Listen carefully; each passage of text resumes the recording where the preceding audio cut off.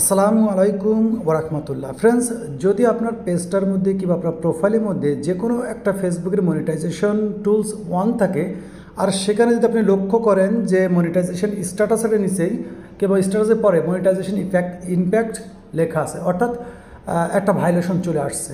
তো ভায়োলেশন আসছে তার মানে আপনার কিন্তু আর্নিংটা রেস্ট্রিকশন হয়ে গেছে, অর্থাৎ আর্নিং কিন্তু এক ধরনের বন্ধ হয়ে গেছে। তো এই জিনিসটা যখন আসবে তখন তো আপনার আর্নিং বন্ধ হয়ে গেল, হতে পারে অ্যাড অন রিলস কিংবা ইনস্ট্রিম অ্যাড ইত্যাদি।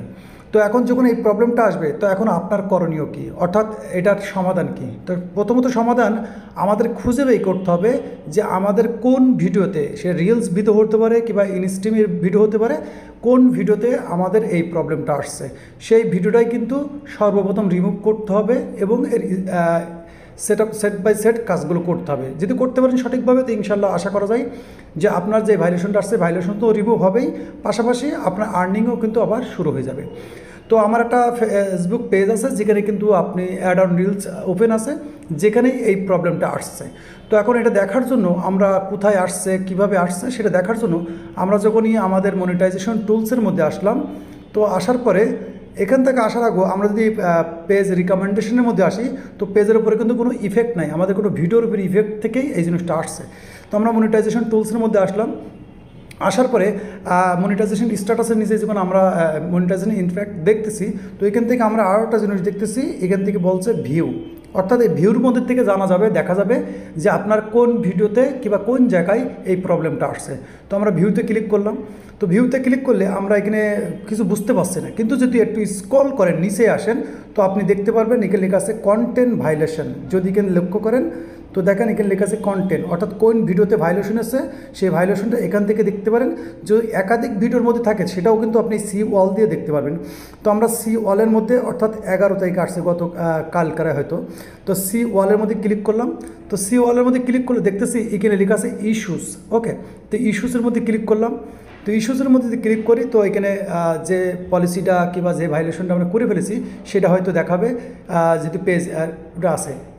তো আমাদের সর্বপ্রথম কাজ হচ্ছে এই ভিডিওটা কিন্তু আমাদের সর্বপ্রথম ডিলিট করতে হবে। ওকে, এইটা যদি এখানে ক্লিক করে আমাদের এটা পেজটা ওপেন হতে হবে, আসার পরে এখানে অপশন দেওয়া হবে, অপশন থেকে আমাদের এই ভিডিওটা সর্বপ্রথম ডিলিট করে দিতে হবে। তো এখানে যেহেতু আসছে না, তা আমাদের এটাকে দেখে নিতে হবে যে কী ধরনের ভিডিও কোথার থেকে। তো আমরা কি করব, সর্বপ্রথম এই ভিডিওটা খুঁজে আমরা ডিলিট করে দেবো। তো যেহেতু এখানে প্রবলেম হচ্ছে তো আমরা এখান থেকে কী করবো, আমাদের পেজের মধ্যে চলে আসবো। ওকে, তো আমরা কিন্তু পেজের মধ্যে চলে আসলাম, আসার পরে এখান থেকে আমরা ভিডিওটা খুঁজে নিব। ওকে, তো এখানে ভিডিওটা আমরা খুঁজে নিব, মেবি এই ভিডিওতে এই প্রবলেমটা আসছে। ওকে, এই ভিডিওতে তো আমাদের কী করবো, সর্বপ্রথম এই ভিডিওটা আমরা সর্বপ্রথম 3 ডটে ক্লিক করে এই ভিডিওটা আমরা এখান থেকে ডিলিট করে দিলাম।